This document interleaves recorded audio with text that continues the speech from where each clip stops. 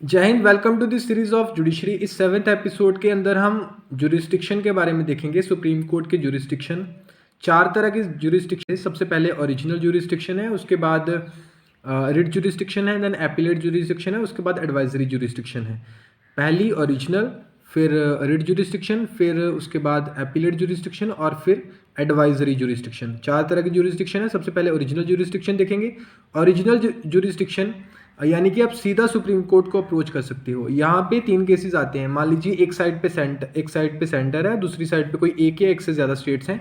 उस कंडीशन के अंदर सुप्रीम कोर्ट को सीधा अप्रोच किया जा सकता है किसी भी यूनिट के द्वारा। उसके अलावा एक साइड पे सेंटर और एक साइड उसके फेवर में कोई स्टेट है या स्टेट्स हैं, और दूसरी साइड पे कोई और स्टेट है या और एक या एक से ज़्यादा स्टेट्स हैं, तो उस केस में पार्टीज जो है सीधा सुप्रीम कोर्ट को अप्रोच कर सकती हैं उस तरह के मैटर्स को लेके। उसके अलावा दो या दो से अधिक कोई स्टेट्स हैं, उनके बीच में कोई मसला है, कोई डिस्प्यूट है, तो भी वो अप्रोच कर सकते हैं सुप्रीम कोर्ट को। अब यहाँ पे कुछ और चीज़ें हैं जो हम देखते हैं कि जहाँ पे पार्टीज जो हैं वो ओरिजिनल ज्यूरिस्डिक्शन के थ्रू अप्रोच नहीं कर सकती। कौन कौन सी चीज़ें हैं? सबसे पहले अगर कोई प्री कॉन्स्टिट्यूशनल ट्रीटी है, यानी कि संविधान बनने से पहले अगर कोई ट्रीटी है, उस ट्रीटी के थ्रू या उस ट्रीटी को लेके उसमें कुछ बात कही गई है, तो उसमें फिर सुप्रीम कोर्ट को सीधा अप्रोच नहीं किया जा सकता। उसके अलावा अगर किसी ट्रीटी के अंदर, किसी एग्रीमेंट के अंदर ऐसा बोला है कि ये ओरिजिनल ज्यूरिस्डिक्शन के थ्रू ये मैटर रिजॉल्व नहीं होगा, तो तब भी नहीं होगा। तीसरी बात, अगर कोई inter state river water dispute है, मान लीजिए जैसे अभी पंजाब और हरियाणा के बीच में डिस्प्यूट है, तो वो सुप्रीम कोर्ट के उस केस में हम ओरिजिनल ज्यूरिस्डिक्शन के थ्रू मैटर वो रिजॉल्व नहीं करवा सकते या पार्टीज़ वहाँ तक नहीं जा सकती। फाइनेंस कमीशन के रिलेटेड कोई मैटर है या कोई ऑर्डिनरी यहाँ पे डिस्प्यूट है, लेकिन उसका कमर्शियल नेचर है, तब भी सुप्रीम कोर्ट को अप्रोच नहीं किया जा सकता।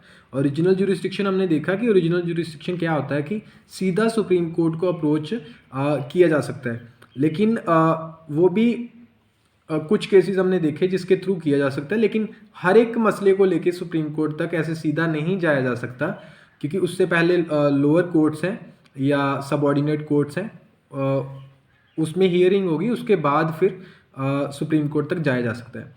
उसके बाद सेकंड जो जुरिस्डिक्शन है, हाँ, और ओरिजिनल जुरिस्डिक्शन जो है that is provided in article 131, 131 article के अंदर, संविधान के 131 आर्टिकल के अंदर ओरिजिनल जुरिस्डिक्शन के बारे में बताया गया है। उसके बाद हम बात करेंगे रिट जुरिस्डिक्शन की।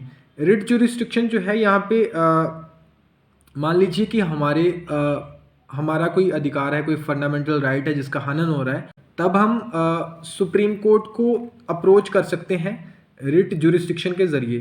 तो कॉन्स्टिट्यूशन के अंदर कौन सी प्रोविज़न है, कौन सा आर्टिकल है जो रिट जुरिस्डिक्शन की बात करता है? Article number 32, article 32। वहाँ पे 5 तरह की रिट्स हैं। उससे पहले हम देखेंगे कि क्या रिट जुरिस्डिक्शन जो है ये सिर्फ सुप्रीम कोर्ट इशू कर सकता है या सुप्रीम कोर्ट ही इन्फोर्स कर सकता है रिट्स को?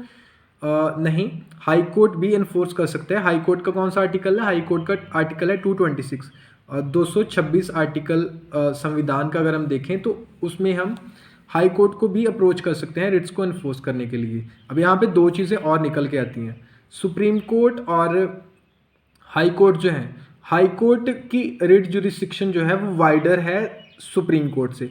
ऐसा कहा जाता है कि the jurisdiction of high court is wider than jurisdiction of supreme court. इसका क्या अर्थ है? हाई कोर्ट जो है इन्फोर्स करवा सकता है रिट्स को ऑर्डिनरी लॉज के लिए भी या ऑर्डिनरी मैटर्स के लिए भी, लेकिन सुप्रीम कोर्ट जो है सिर्फ फंडामेंटल राइट्स के रिलेटेड केसेस ही देखेगा। इसलिए हाई कोर्ट के जो रिट जुरिस्डिक्शन है that is wider than the writ jurisdiction of supreme court. उसके बाद अगर हम बात करें, अब यहाँ पे एक और चीज़ आती है कि रिट जुरिस्डिक्शन जो है कहाँ से ली गई हैं, तो वो इंग्लिश लॉ से ली गई हैं। एक वर्ड आपने याद रखना है कि सुप्रीम कोर्ट की जो रिट जुरिस्डिक्शन है वो एक्सक्लूसिव नहीं है, सिर्फ सुप्रीम कोर्ट के पास नहीं है। जो अभी हमने रिसेंटली जो हमने बात डिस्कस की कि जो हाई कोर्ट का जो रिट जुरिस्डिक्शन है वो वाइडर है, इंग्लिश लॉ से ही ली गई हैं।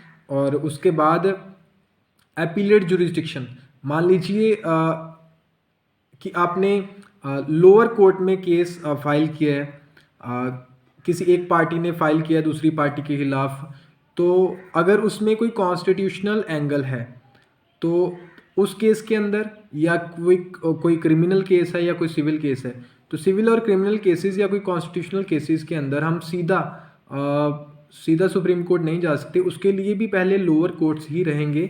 लोअर कोर्ट्स के बाद आप हाई कोर्ट में अपील कर सकते हो। उसके बाद यानी कि इस केस में एपिलेट जुरिस्डिक्शन में आपको लैडर के ज़रिए ऊपर आना होगा। जैसे लैडर के ज़रिए स्टेप बाय स्टेप आप ऊपर आओगे, तो इसमें आप सीधा सुप्रीम कोर्ट को अप्रोच नहीं कर सकते। एपिलेट जुरिस्डिक्शन का यही अर्थ है कि आपको स्टेप बाय स्टेप ऊपर आना होगा। मान लीजिए कोई सिविल केस है या कोई क्रिमिनल केस है, कोई ऐसा केस है जिसमें कॉन्स्टिट्यूशनल एंगल को देखना है, तो हाई कोर्ट जो है सुप्रीम कोर्ट को वो केस रेफर कर सकता है। हाई कोर्ट से सुप्रीम कोर्ट जाने का ये जरिया है। या फिर एक और चीज़ आती है यहाँ पे, special leave petition. Special leave petition जो है इसके ज़रिए भी आप सुप्रीम कोर्ट को अप्रोच कर सकते हो। हम देख रहे थे कि सुप्रीम कोर्ट को कैसे अप्रोच किया जा सकता है हाई कोर्ट के बाद।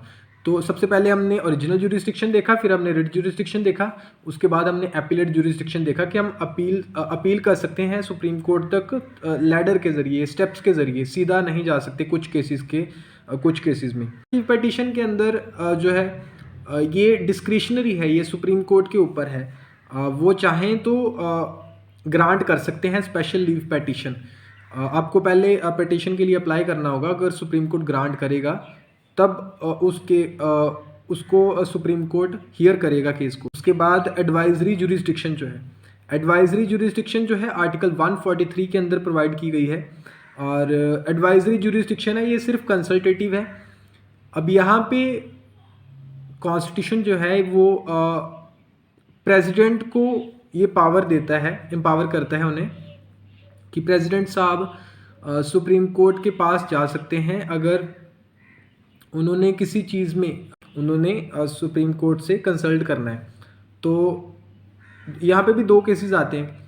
अगर ऑर्डिनरी कोई केस है तब सुप्रीम कोर्ट बाध्य नहीं है, मुख्य न्यायालय जो है ये बाध्य नहीं है कि उसे एडवाइस देना ही देना होगा। लेकिन अगर कॉन्स्टिट्यूशन जब बना हमारा 26 जनवरी 1950, अगर उससे पहले कोई ट्रीटी या कोई लॉ बना है, उस रिलेटेड अगर प्रेसिडेंट साहब को कोई एडवाइस चाहिए तो फिर सुप्रीम कोर्ट को ये एडवाइस देना ही होगा। इस केस में मैंडेटरी है कि सुप्रीम कोर्ट को एडवाइस देना होगा। दोनों केसेस के अंदर सुप्रीम कोर्ट जो एडवाइस दे रहा है यहाँ पे एडवाइजरी नेचर का है, बाइंडिंग नहीं है, बाध्य नहीं है कि प्रेसिडेंट साहब को ये जो एडवाइस दिया गया है सुप्रीम कोर्ट के द्वारा ये फॉलो करना है। Thank you for watching this video. Next video के अंदर हम कुछ और फैक्ट्स देखेंगे हम जुडिशरी के बारे में। इस वीडियो में हमने रिट्स के बारे में देखा।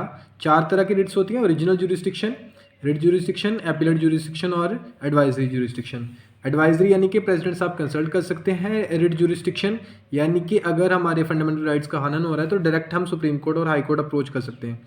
और उसके अलावा ओरिजिनल जुरिस्डिक्शन यानी कि सीधा हम सुप्रीम कोर्ट को अप्रोच कर सकते हैं बिना किसी लैडर के, बिना किसी स्टेप्स के, हाई कोर्ट और सबऑर्डिनेट कोर्ट्स को छोड़ के। उसके बाद एपिलेट जुरिस्डिक्शन बताता है कि आपको जो कुछ केसेस हैं जिसमें आपको स्टेप्स को फॉलो करके फिर ही आप सुप्रीम कोर्ट तक जा सकते हो। जैसे कि सिविल केस है कोई या कोई क्रिमिनल केस है ना, तो सीधा आप उस केस में सुप्रीम कोर्ट तक नहीं जा सकते। इस वीडियो में हम इतना ही करेंगे। Thank you for watching this video. ज़रूर इस चैनल को सब्सक्राइब करें और बेल आइकन को भी प्रेस करें ताकि इस तरह की जो इन्फॉर्मेशनल वीडियोज़ हैं वो आप देख सको। Thank you for watching this video. Have a nice day.